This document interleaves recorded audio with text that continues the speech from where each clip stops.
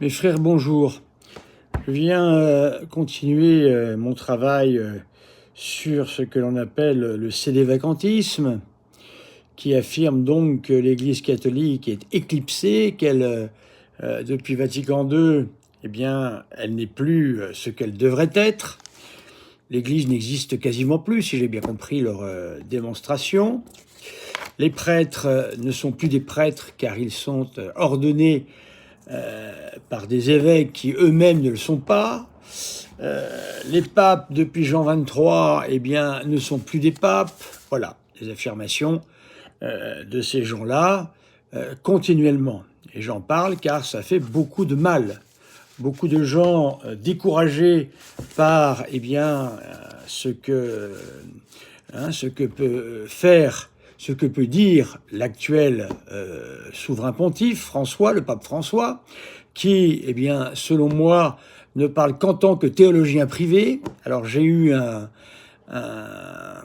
une objection qui m'a été faite. Comment peut-on parler en théologien privé sans engager l'infaillibilité ?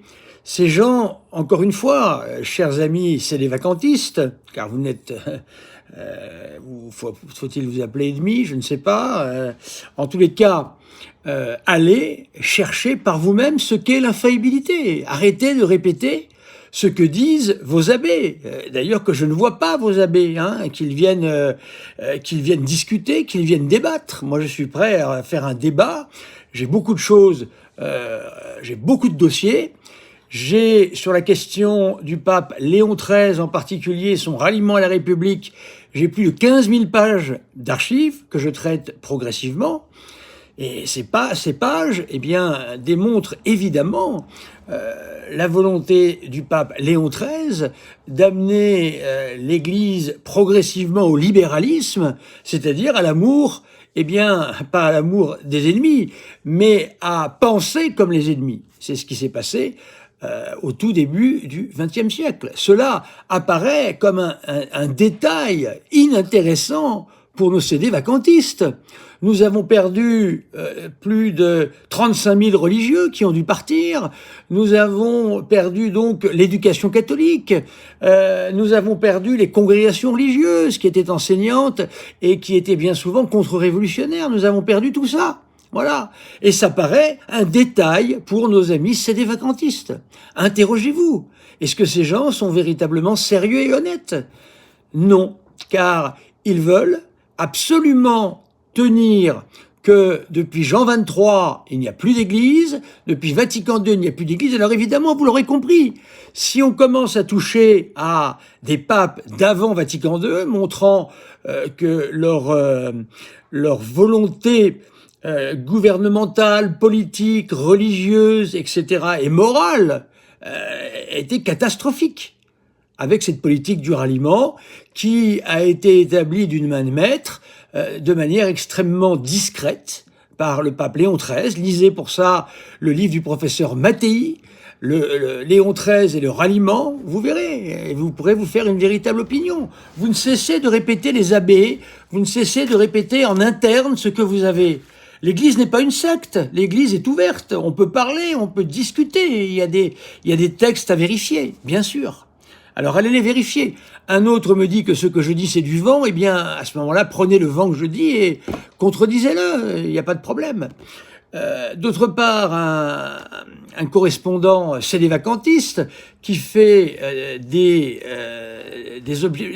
Ces gens objectent en permanence. Jamais ils ne seront d'accord avec vous sur un point ou l'autre. C'est des objections permanentes, car ils n'utilisent pour se défendre que les leurs. Voilà, moi j'utilise ce qu'on dit sur l'Église avec des livres souvent très anciens, le DTC 1923, le docteur Lessler 1873, le livre que j'ai donné hier 1912, tout est dit. Alors, attaquez ces livres-là et dites-moi en quoi ce qui est dit dans ces livres est faux. Je ne vais pas commenter tout le DTC, c'est beaucoup trop long l'article sur l'infaillibilité. Mais je vous en prie, ouvrez vos sources. Vos sources ne sont pas recevables. Si vous ne citez que l'abbé untel, monsieur Abosi, et c'est tout, non, ce n'est pas recevable. Voilà, je le dis clairement. les réponses que vous faites, je parle particulièrement à l'un qui se plaint que je lui ai effacé ses posts, les posts kilométriques, non. Les gens ne lisent pas des posts kilométriques et c'est fait pour troller ma page. C'est-à-dire qu'il n'y ait plus que ça, que leur pensée qui ne finit jamais. Voilà, donc merci de faire des posts précis, des posts courts, des posts courtois. Je n'accepterai plus l'insulte, ce n'est plus possible. Car ces gens insultent les prêtres, puisque les prêtres ne sont plus des prêtres. Vous comprenez? Donc il y a là-dedans de grands esprits, entre guillemets, qui ont imposé des vues dramatiques, qui conduisent au désespoir et à l'enfer. Je ne peux pas dire mieux que ça. Voilà, aujourd'hui, je voudrais prendre la chose sous un angle un peu différent. N'oublions pas tout de même que l'Église est indéflectible. Indéflectible. Indéflectible, lorsque l'on dit que l'Église est éclipsée, alors ils vont me sortir des tas de sophismes encore, parce que ces gens vous fatiguent, ils vous fatiguent avec des logorées qui n'en finissent pas. C'est ça leur technique. Alors soyez clairs, précis. Moi j'ai fait un live de 5 minutes hier, j'ai pas besoin d'heures et d'heures et d'heures. Non. J'essaye d'être précis, soyez-le aussi, soyez concis dans votre argumentation. Donc lorsque l'on dit que l'Église est infaillible, c'est-à-dire qu'elle subsistera jusqu'à la fin du monde comme l'institution salvatrice fondée par le Christ. Voilà. Alors cette affirmation que je viens de vous lire est dogmatique.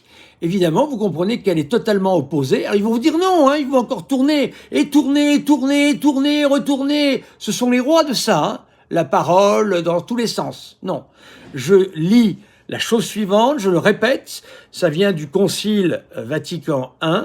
L'Église possède une stabilité inébranlable. Detzinger, 1794. Invicta stabilitas. Eh bien, je suis désolé. Quand on dit que l'Église s'est éclipsée, quand on dit que l'Église n'existe quasiment plus, quand on dit que les évêques ne sont plus des évêques, quand on dit que les prêtres ne sont pas prêtres, quand on dit que les sacrements sont tous invalides, quand on dit que plus rien n'existe, eh bien je veux qu'on m'explique comment vous faites pour rejoindre votre pensée, messieurs les vacantistes, sans passer par des phases incompréhensibles telles que vous savez bien le faire. Expliquez-nous en quoi l'Église est indéflectible, c'est-à-dire qu'elle subsistera jusqu'à la fin du monde, non pas comme une réalité cachée, non pas comme une réalité bien pire que cachée pour vous, puisqu'elle a disparu, elle s'est éclipsée, je reprends leurs termes, eh bien, comme l'institution salvatrice fondée par le Christ. Elle ne l'est plus apparemment, c'est ce que vous dites. Donc vous êtes en contradiction directe avec les annonces du Concile Vatican I. L'Église est bâtie sur un rocher et subsistera jusqu'à la fin des temps. Je prends le terme latin, ad finem seculorum usque firma stabit. Voilà, toujours pareil, stabit, stabilitas, la stabilité. Vous, je suis désolé, où est la stabilité dans une église éclipsée? Il faut m'expliquer ça. Ça ne correspond pas à ce que vous dites. Vous avez pour ennemi le Concile Vatican I, celui dont vous parlez sans arrêt, par rapport à l'infaillibilité pontificale. Vous ne payez d'ailleurs quasiment que de ça. Léon XIII remarque dans l'encyclique, c'est pas parce que Léon XIII a eu une politique catastrophique concernant le ralliement et que je pense que ça a engagé la foi et les mœurs, qu'il n'a pas dit des vérités. Je suis pas comme vous, moi. Je mets pas tous les papes à la poubelle. Vous mettez Paul VI à la poubelle. Que faites-vous d'humanité? C'est dramatique, dramatique. Et Jean-Paul II, que faites-vous de Veritatis Splendor? Voilà la question.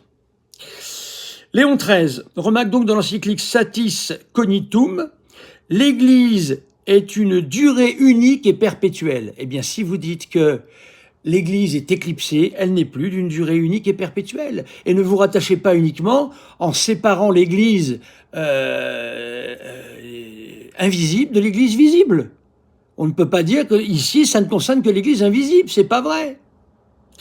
L'indéfectibilité de l'Église a été constatée par des milieux spiritualistes de l'Antiquité et du Moyen-Âge. Tout ça ne nous intéresse pas tellement.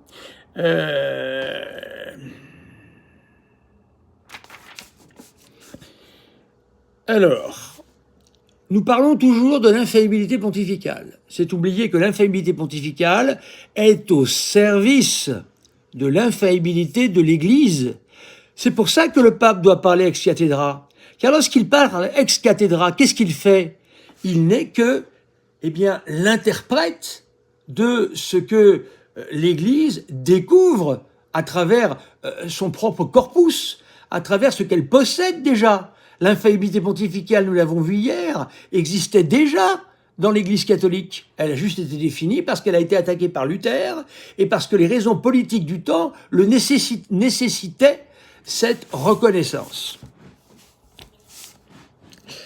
Donc, l'Église est infaillible dans ses décisions définitives sur la foi et les mœurs. Voilà. Quand on dit qu'elle est stable comme le roc, ça veut dire que c'est l'Église qui est d'abord infaillible. Le pape peut en être le témoin, fidèle dès lors qu'il parle ex cathedra et à certaines conditions. Mais il est tenu, il est borné par ce que l'Église dit et pense depuis le tout début, avec le dépôt révélé de la foi qui se déroule et dont les mots ne changent pas, et dont le sens des mots ne change pas. Je ne suis pas moderniste. Si j'étais moderniste, je dirais que le sens des mots change. Je n'ai jamais dit ça. Donc si vous me dites que je suis moderniste, vous me calomniez. Le pape possède, quand il parle ex cathedra, si c'est précisé, c'est que c'est important. Sinon, on ne le dirait pas. Cette infaillibilité dont le divin Rédempteur a voulu que soit dotée l'Église dans ses décisions définitives sur la foi et les mœurs. Le Christ a promis aux apôtres l'assistance du Saint-Esprit et sa propre puissante assistance pour accomplir leur ministère doctrinal. Objet de l'infaillibilité. L'objet primaire de l'infaillibilité, là nous parlons de l'infaillibilité de l'Église, bien sûr, ce sont les vérités formellement révélées de la doctrine chrétienne sur la foi et les mœurs. Si le pape veut être doté de l'infaillibilité pontificale, il lui faut parler comme l'Église parle, exactement mettre ses pieds dans ses pas, dans ce que dit l'Église, depuis toujours, voir son dépôt révélé de la foi. L'objet secondaire de l'infaillibilité sont les vérités de la doctrine chrétienne sur la foi et les mœurs, non formellement révélées, mais en connexion étroite avec l'enseignement de la révélation. Toujours pareil, on ne peut pas dire n'importe quoi. Si le pape parle et dit des choses qui semblent être en dehors de la foi, eh bien c'est qu'il parle personnellement, en théologien privé. Peu importe que ce soit devant 10 personnes, devant une personne, devant 1000 personnes, ça n'a aucune importance.